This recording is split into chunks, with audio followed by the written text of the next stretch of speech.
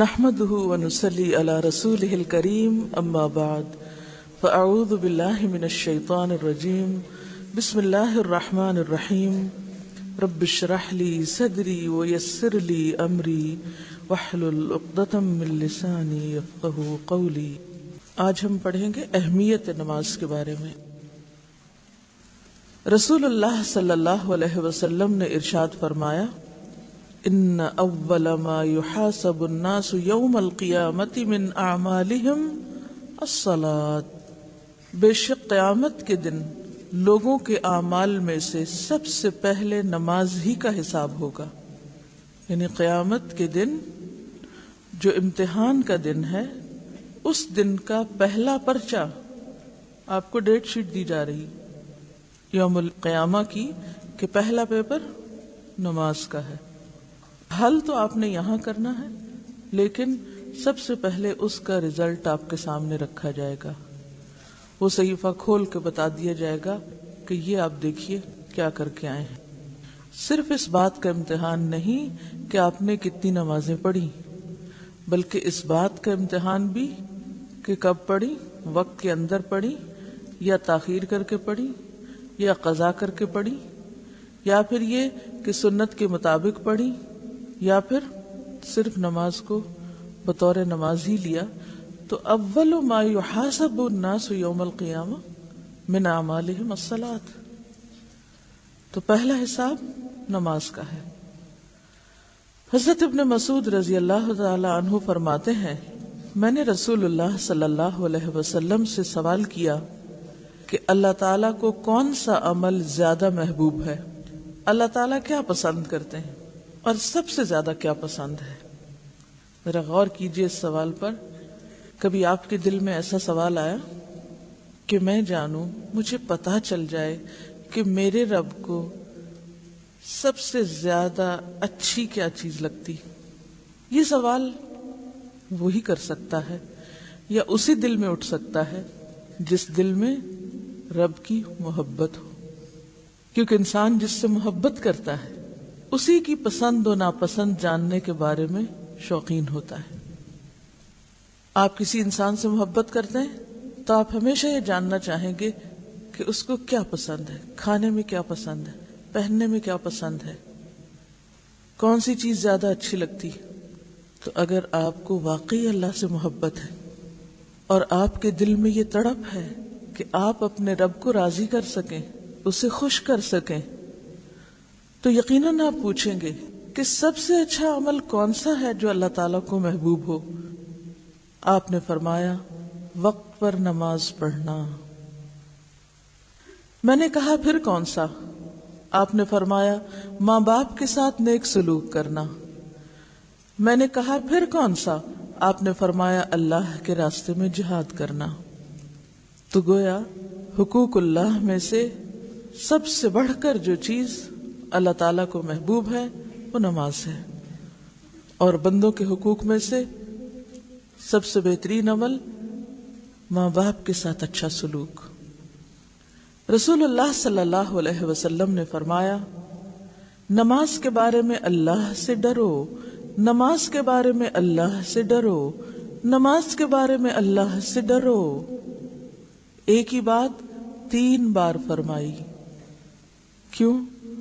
کہ اگر کسی نے ایک بار نہیں سنی تو دوسری بار سن لے، اگر کسی نے دوسری بار بھی نہیں سمجھی تو تیسری بار سمجھ جائے۔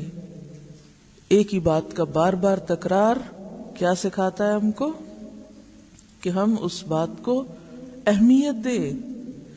کیا معنی ہے نماز کے بارے میں اللہ سے ڈرو؟ کہ قیامت کے دن جب اس کے بارے میں حساب ہوگا یا پوچھ ہوگی تو حساب سخت ہوگا، تمہیں جواب دینا ہوگا، تمہاری پوچھ ہوگی، پھر کیا جواب دو گے کہ کیسی نمازیں پڑھی تھی؟ ایک اور حدیث میں آتا ہے، آدمی اور شرک کے درمیان نماز ہی حائل ہے۔ اب دیکھیے 3 طرح اس بات کو کہا گیا ہے، کفر، شرک اور منافقت۔ ان تینوں چیزوں سے برات کے لیے ثبوت کس چیز سے دینا ہے؟ نماز سے۔ یعنی کفر سے بری ذمہ بھی انسان کب ہوگا؟ جب نماز ادا کرے گا۔ منافقت سے بھی کب نکلے گا؟ جب نماز درست ہوگی. شرک سے بھی کب پاک ہوگا؟ جب نماز درست ہوگی. یا دوسرے لفظوں میں نماز انسان کو شرک سے بچانے والی ہے. سورۃ الروم میں اللہ تعالیٰ فرماتے ہیں اقیموا الصلاۃ ولا تکونوا من المشرکین، نماز قائم کرو اور مشرکین میں سے نہ ہو جاؤ، مشرک نہ بنو. تو گویا نماز کا نہ پڑھنا جہاں کفر بھی ہے، وہاں نماز کا نہ پڑھنا منافقت کی علامت بھی ہے، اور اسی طرح نماز نہ پڑھنا شرک بھی ہے. تو ترک نماز معمولی جرم نہیں، تمام خرابیوں کا مجموعہ ہے. جو خرابیوں کی بنیاد یا جڑ ہے ان سب کو سمبلائز کرتا ہے. پھر فرمایا نماز دین کا ستون ہے. جس طرح ستون پر ایک عمارت کھڑی ہوتی ہے، اسی طرح نماز ہے تو دین ہے، نماز نہیں تو دین بھی نہیں. پہلے کفر، منافقت اور شرک کی بات کی گئی، اور اب دین کی اصل بتائی گئی کہ دین کی اصل کس پر قائم ہے؟ نماز پر. نماز کے بغیر کسی شخص کے دیندار ہونے کا کوئی تصور نہیں.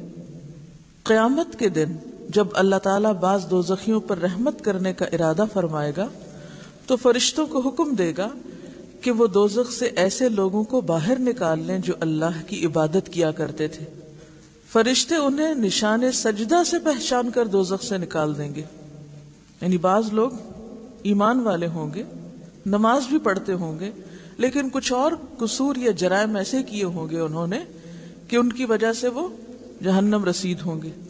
پھر جب وہ اپنے قصوروں یا گناہوں کی سزا بھگت چکیں گے اور اللہ تعالیٰ ارادہ فرمائیں گے کہ اب ان کو واپس نکال لیا جائے، تو فرشتوں کو حکم دیا جائے گا کہ جائیں ان کو جہنم سے ڈھونڈ کے نکال لائیں. اب فرشتے جائیں گے، دیکھیں گے کہ کہاں ہیں وہ لوگ، تو ان کو کہاں سے پہچانیں گے؟ کن بیجز سے؟ سجدے کے نشان کے بیج سے. یہ ہیں وہ لوگ، ان کو نکال لیا جائے. کیونکہ سجدے کی جگہوں پر اللہ تعالیٰ نے دوزخ کو حرام کر دیا ہے، وہاں آگ کا کچھ اثر نہ ہوگا. یعنی سجدے کے جو نشان ہیں یا سجدے کی جو جگہیں ہیں، مثلا ہاتھ ہیں، گھٹنے ہیں، 7 اعضاء پہ سجدہ ہوتا ہے نا، تو جن اعضاء پہ سجدہ ہوتا ہے، ماتھا، ناک، ہاتھ، گھٹنے، پاؤں، تو ان جگہوں پہ آگ نہیں لگے گی، یعنی وہ ایک طرح سے فائر پروف ہوں گے. فرمایا سب سے افضل عمل اول وقت پر نماز پڑھنا ہے. فرمایا جب آدمی نماز کے لیے کھڑا ہوتا ہے تو رحمت الہی اس کی طرف متوجہ ہو جاتی ہے. یعنی جو شخص یہ چاہتا ہو کہ اللہ تعالیٰ اس پر نظر رحمت فرمائے، اسے چاہیے کہ نماز میں کھڑا ہو جائے. جب بھی غم، دکھ، تکلیف اور پریشانی کی کثرت ہو تو نماز کے لیے کھڑے ہو جائیں، کیونکہ نبی صلی اللہ علیہ وسلم کا طریقہ یہی تھا. فرمایا میرے پاس جبریل آئے اور کہنے لگے اے محمد صلی اللہ علیہ وسلم، خواہ کتنا ہی آپ زندہ رہیں، آخر ایک دن مرنا ہے، اور جس سے چاہیں کتنی ہی محبت کریں، آخر ایک دن جدا ہونا ہے، اور آپ جیسا بھی عمل کریں اس کا بدلہ ضرور ملنا ہے. اور اس میں کوئی تردد نہیں کہ مومن کی شرافت تہجد کی نماز میں ہے، اور مومن کی عزت لوگوں کے مال سے استغنا برتنے میں ہے. پہلے تو زندگی کے کچھ حقائق بتائے کہ یہ تو ہونا ہی ہے، موت بھی ضرور آنی ہے، عزیز ترین لوگوں سے بھی لازماً جدا ہونا ہے، دس از فیکٹ آف لائف، اور اعمال کا بدلہ بھی ضرور ملنا ہے. اسی کے لیے تو اللہ نے یوم الدین رکھا. تو پھر انسان کرے کیا کہ اپنے رب سے تعلق درست کرے، اور دوسری طرف لوگوں کے مال سے بے نیاز ہو جائے، لوگوں کو ملنے والی دنیا پر غمگین نہ ہو، نہ اس کی حرص رکھے، نہ اس کی طرف نظر اٹھائے، اور نہ ہی کوئی دل میں لالچ ہو. رسول اللہ صلی اللہ علیہ وسلم فرماتے ہیں میں نے خواب میں اپنے بابرکت اور بلند قدر پروردگار کو بہترین صورت میں دیکھا. پس اس نے کہا اے محمد، میں نے کہا اے میرے رب میں حاضر ہوں. اللہ نے فرمایا مقرب فرشتے کس بات میں بحث کر رہے ہیں، یعنی کس موضوع پر ڈسکشن جاری ہے؟ میں نے کہا میں نہیں جانتا. اللہ تعالیٰ نے 3 بار پوچھا، میں نے ہر بار یہی جواب دیا. پھر میں نے اللہ تعالیٰ کو دیکھا کہ اس نے اپنا ہاتھ میرے کندھوں کے درمیان رکھا، یہاں تک کہ میں نے اللہ تعالیٰ کی انگلیوں کی ٹھنڈک اپنی چھاتی کے درمیان محسوس کی۔ پھر میرے لیے ہر چیز ظاہر ہو گئی اور میں نے سب کو پہچان لیا۔ پھر فرمایا، اے محمد۔ میں نے کہا، میرے رب، میں حاضر ہوں۔ اللہ نے فرمایا، مقرب فرشتے کس بات میں بحث کر رہے ہیں؟ میں نے کہا، کفارات یعنی گناہوں کا کفارہ بننے والی نیکیوں کے بارے میں۔ اللہ نے فرمایا، وہ کیا ہے؟ میں نے کہا، نماز با جماعت کے لیے پیدل چل کر جانا اور نماز کے بعد مسجدوں میں بیٹھنا، یعنی صرف نماز پڑھ کے نکل نہیں جانا بلکہ کچھ دیر بیٹھ کر اللہ کا ذکر کرنا یا اس روحانیت کو محسوس کرنا اور اپنے اندر جذب کرنا، اور مشقت یعنی سردی یا بیماری کے وقت پورا وضو کرنا۔ جیسے سردی کے موسم میں آپ صلی اللہ علیہ وسلم کے زمانے میں کوئی گیزر نہیں تھے، کوئی سوئی گیس نہیں تھی، کوئی الیکٹرک ہیٹرز، الیکٹرک کیٹلز کچھ بھی نہیں ہوتی تھی، تو لوگ ٹف لائف کے عادی تھے یا ایک مجاہدانہ زندگی بسر کرتے تھے اور ٹھنڈے پانی سے بھی بخوشی وضو کر لیتے تھے۔ تو گناہوں کا کفارہ کن چیزوں سے ہوتا ہے؟ بیماری یا سردی کے وقت پورا وضو کرنا، خوش دلی سے کرنا۔ جب آپ ایسا وضو کر رہے ہوں تو اس وقت سیلف پٹی سے نکلیں، خود کو مظلوم نہ سمجھیں، آنکھوں میں آنسو نہ ہو، بلکہ کیا سوچ کے کریں کہ اس سے میرے گناہ جھڑ رہے ہیں۔ اللہ تعالیٰ نے فرمایا، اور کس چیز میں بحث کر رہے ہیں؟ میں نے کہا، درجات کی بلندی کے بارے میں کہ درجے کس سے بلند ہوتے ہیں۔ اللہ نے پوچھا، وہ کن چیزوں میں ہے؟ میں نے کہا، لوگوں کو کھانا کھلانے، نرم بات کرنے اور رات کو نماز پڑھنے میں۔ یعنی انسان اوپر کے درجوں پہ کیسے جاتا ہے؟ لوگوں کو کھانا کھلانے سے، نرمی سے بات کرنے سے، اور رات کی نماز سے مراد تہجد کی نماز ہے، اور رات کو نماز پڑھنے میں جب لوگ سو رہے ہوں۔ اب اگر آپ یہ 3 کام کر لیں تو 3 درجے اوپر چلے جائیں گے۔ اگر 3 نہیں کر سکتے تو 2 کر لیں، 2 نہیں کر سکتے تو کم از کم 1 تو کریں۔ مثلاً آپ کے پاس مال نہیں، آپ خود بھی کھانے کے لیے دوسروں کے محتاج ہیں، آپ کہاں سے کھلائیں دوسرے کو؟ اگرچہ انسان اس میں سے بھی لقمہ 2 لقمے دوسرے کو دے سکتا ہے، لیکن اگر نہیں تو دوسری چیز پر تو کچھ خرچ نہیں آتا، اور وہ کیا ہے؟ نرم بات کرنا۔ ایک ہی بات انسان 2 طریقوں سے کر سکتا ہے، سختی سے روب جھاڑ کر، چیخ چلا کے، اور نرمی سے۔ فرق صرف آپ کے اپنے مزاج کا ہے، آپ کی سوچ کا ہے، آپ کے اندر کی تبدیلی کا ہے۔ آپ کا ڈیسیژن ہے کہ آپ ایک ہی بات کو کیسے کہنا چاہتے ہیں۔ ہاں، اگر آپ نرم بات کریں گے، آرام سے بات کریں گے تو آپ کے درجات بلند ہوتے چلے جائیں گے، لوگوں کے دلوں میں بھی بلند ہوں گے۔ ایسا نہیں کہ صرف آخرت میں، دنیا میں بھی انسان کا مرتبہ بڑھنے لگتا ہے، وہ معزز ہو جاتا ہے۔ اور اگر آپ مجبور ہیں اپنی عادت سے کہ 20-30 سال میں اب اتنی پکی ہو چکی ہے کہ بازی نہیں آ رہے کوشش کے باوجود، تو پھر راتوں کی نماز شروع کریں۔ کہیں تو آگے بڑھنے کی کوئی عملی کوشش ہونی ہی چاہیے، صرف آرزوؤں اور تمناؤں سے بات نہیں بنے گی کہ صرف ہم سوچتے ہی رہ جائیں اور کریں کچھ نہ۔ پھر اللہ تعالیٰ نے فرمایا، اپنے لیے جو چاہو دعا کرو۔ رسول اللہ صلی اللہ علیہ وسلم نے فرمایا کہ پھر میں نے یہ دعا کی، اللہم انی اسألک فعل الخیرات وترک المنکرات وحب المساکین وان تغفر لی وترحمنی واذا اردت فتنة فی قوم فتوفنی غیر مفتون واسألک حبک وحب من یحبک وحب عمل یقرب الی حبک۔ اے اللہ، میں تجھ سے سوال کرتا ہوں نیکیوں کے کرنے کا اور برائیوں کے چھوڑنے کا اور مسکینوں کے ساتھ محبت کرنے کا، اور یہ کہ تو مجھے بخش دے اور مجھ پر رحم کر، اور اگر تیرا کسی قوم کو آزمائش میں ڈالنے کا ارادہ ہو تو مجھے آزمائش سے بچا کر موت دے دینا، اور میں تجھ سے تیری اور ہر اس شخص کی محبت مانگتا ہوں جو تجھ سے محبت کرتا ہے، اور میں تجھ سے وہ عمل کرنے کی توفیق مانگتا ہوں جو مجھے تیری محبت کے قریب کر دے۔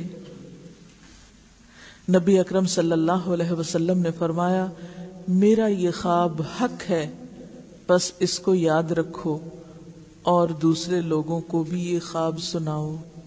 میں نہیں کہہ رہی آپ کو، یہ آپ کے رسول آپ کو کہہ رہے ہیں کہ میرا یہ خواب سچ ہے، کیونکہ انبیاء کے خواب سچ ہوتے ہیں، وہ بھی وحی کی ایک قسم ہوتی ہے۔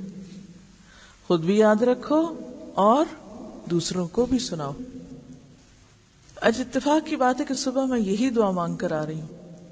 میں روزانہ اس طرح دعائیں مانگتی ہوں کہ جیسے مسنون دعاؤں کی کتاب ہے تو وہ شروع سے شروع کر لیتی ہوں، اور قرآن پاک کی تلاوت کے بعد چونکہ دعا قبول ہوتی ہے تو میں پھر کچھ دعائیں جتنی میں خشوع سے یا شوق سے مانگ سکوں اتنی اس کتاب میں سے پڑھ لیتی ہوں، کیونکہ سب کچھ حافظے میں نہیں رہتا۔ اور پھر اگر ترتیب سے نہ مانگو تو ہم بعض اوقات صرف آدھی ایک ہی بات زبان سے ہلا کے اٹھ جاتے ہیں۔ وہ کیا ہوتا ہے کہ ہمیں عادت ہے ربی انی علی ذکرک و شکرک و حسن عبادتک، وہ پتہ ہی نہیں منہ سے کیا نکال گئے، ختم ہو گئی، رٹا ہوا ہے جملہ دہرا دیا۔ تو اس طرح کیا ہوتا ہے، ہر روز نئی دعائیں سامنے آ جاتی ہیں اور آپ کا شوق بھی برقرار رہتا ہے۔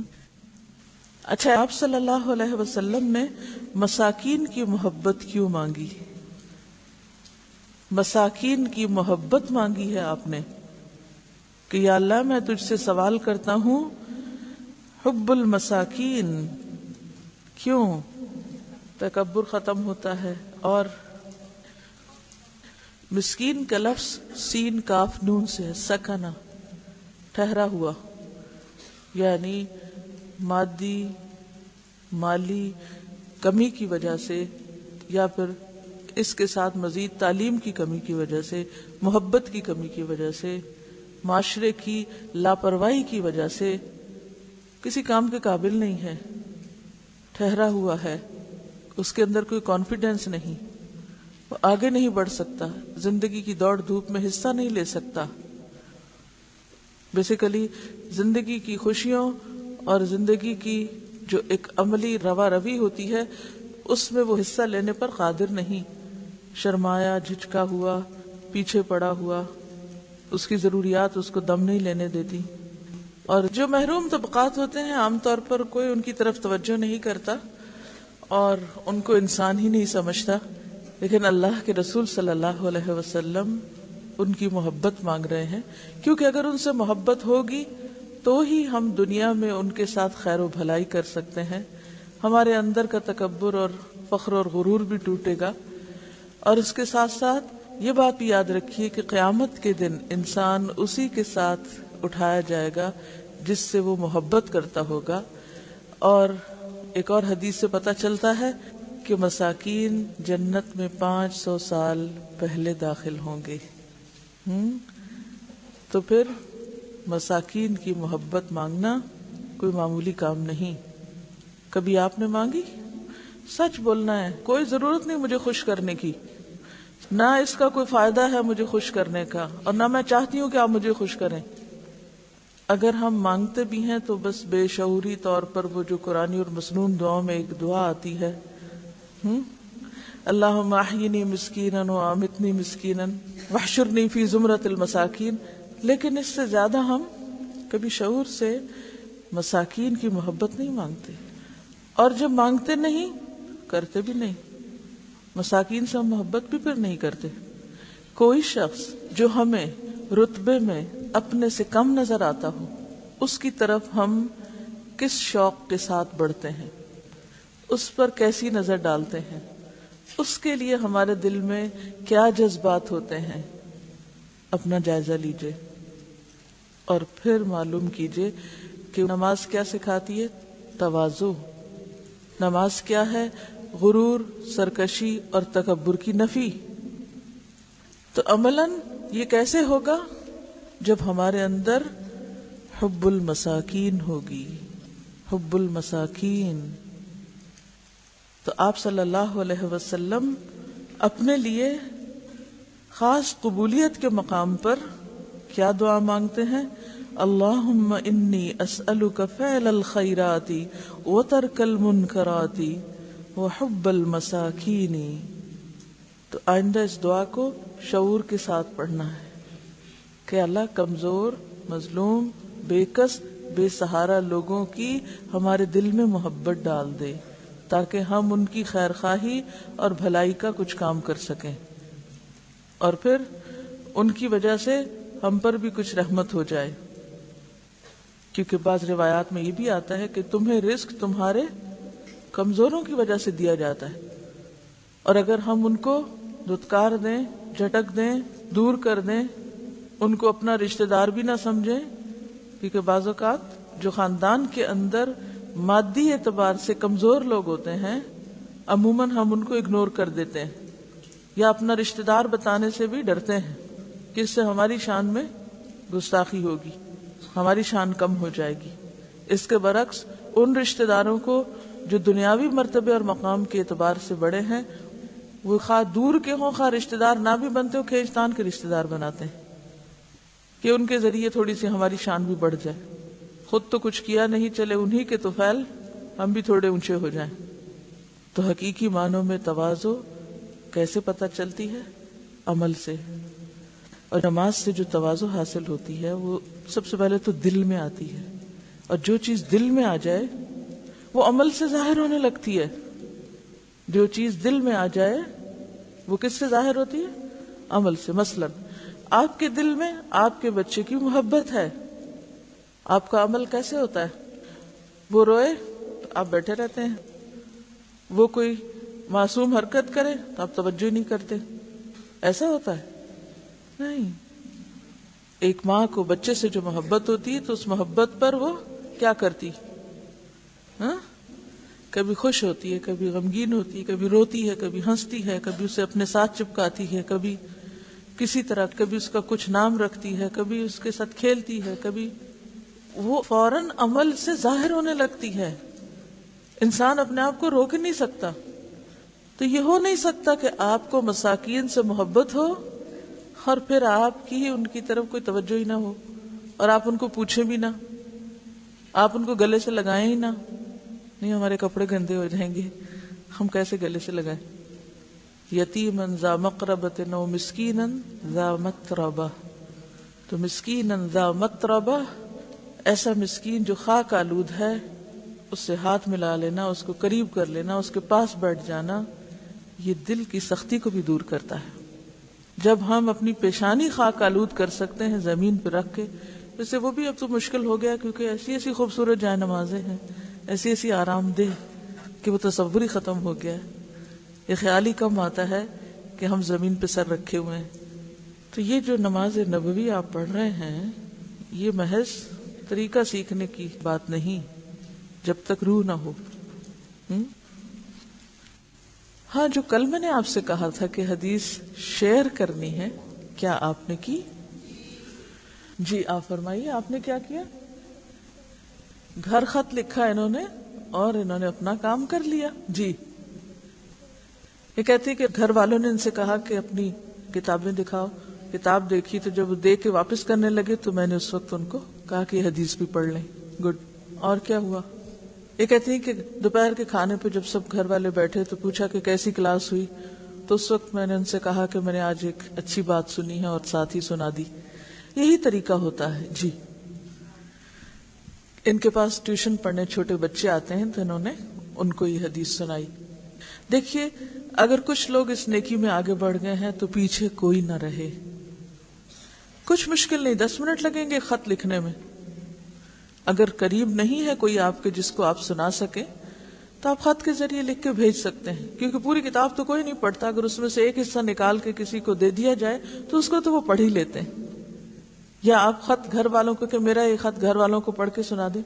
یہ خط عام طور پہ جاتا ہے تو سب کہتے ہیں کیا لکھا ہے، میں نے بھی خط پڑھنا. خط پڑھنے کا سب کو بہت شوق ہوتا ہے ویسے کچھ پڑھیں یا نہ پڑھیں، کوئی اجازت نہ بھی دے تو وہ پڑھنا چاہتے ہیں. تو اس لیے خط جو ہے دین کی تعلیم پھیلانے کا یا عام کرنے کا بہت خوبصورت طریقہ ہے. اب میں چاہتی یہ ہوں کہ اس حدیث پر عمل کیا جائے. اس دعا کو ٹائپ کرا لیتے ہیں اور اس کا پرنٹ آپ کو دے دیتے ہیں. آپ کسی ایسی جگہ پر لگا دیں جہاں آپ پڑھتے رہیں دن میں ایک دفعہ کم از کم. جو ہاسٹل کے لوگ ہیں، جتنے بھی روم انچارجز ہیں، ان کی ذمہ داری ہے کہ ایک کاغذ لے کر اس پر یہ دعا لگا کر کمرے میں لگا دیں تاکہ ہم فوراً ہی عمل کر سکیں. اگر ہم عمل نہیں کریں گے تو یہ علم پڑھنے کا فائدہ کچھ نہیں. اور اتنی خوبصورت دعا آپ دیکھیے کہ یہ دعا کس موقع پر آپ صلی اللہ علیہ وسلم نے پڑھی، کب مانگی اور کیا مانگا. کس قدر خوبصورت دعا ہے کہ اللہم انی اسألک فعل الخیرات و ترک المنکرات. اور اگر یہ دعا قبول ہو جائے تو پھر خوش قسمتی کا کیا ٹھکانہ کہ جس کو نیکیوں کی توفیق ہو جائے، نیکیوں کا شوق ہو جائے اور اس کی برائیاں چھٹ جائیں تو پھر اس سے بڑی کامیابی کیا. رسول اللہ صلی اللہ علیہ وسلم نے فرمایا جس نے صبح کی نماز پڑھی وہ اللہ کی حفاظت میں ہے، بس اللہ تعالیٰ تم سے اپنی حفاظت کے بارے میں کسی چیز کا مطالبہ نہ کرے، اس لیے کہ جس سے وہ یہ مطالبہ کرے گا یقیناً اس کو اپنی گرفت میں لے کر منہ کے بل جہنم میں پھینک دے گا. یعنی نماز میں کوتاہی نہ کرو کیونکہ یہ اللہ کی حفاظت نہ چاہنے کے مترادف ہے. نماز میں کوتاہی کا مطلب کیا ہے کہ مجھے نہیں چاہیے اللہ کی حفاظت. اور جو شخص نماز با جماعت میں کوتاہی نہیں کرتا اسے ناحق تنگ نہ کرو کہ یہ اللہ کی حفاظت کو توڑنے کے مترادف ہے. اللہ کی پکڑ سے ڈرو ورنہ جہنم کا ایندھن بن جاؤ گے.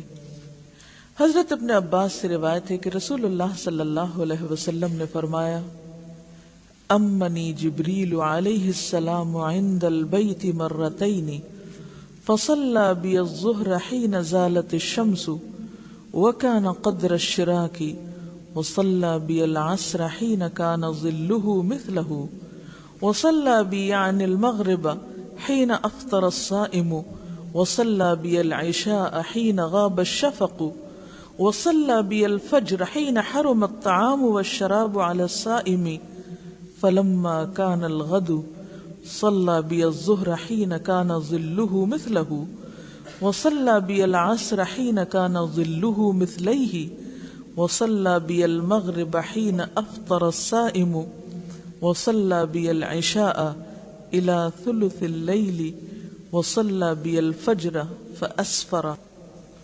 عربی میں نے پڑھ کے سنائی ہے. اگر ہوم ورک کے طور پہ آپ اس کو لے لیں اور اسی طرح پڑھنے کی کوشش کریں تو اس سے آپ کی قابلیت میں اضافہ ہوگا.